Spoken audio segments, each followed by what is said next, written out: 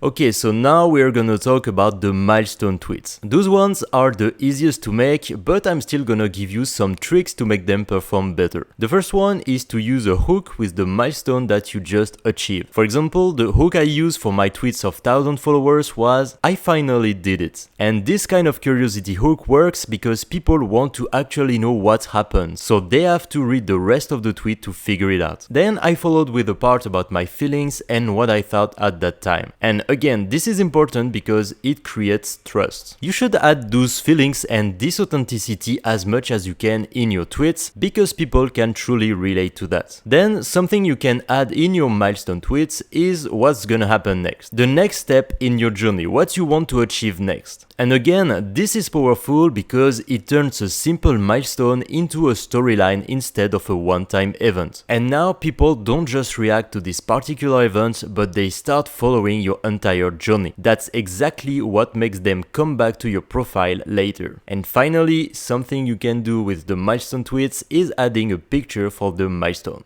Usually I use GPT-2 image to generate my picture since it's free and you can get really good results with this one.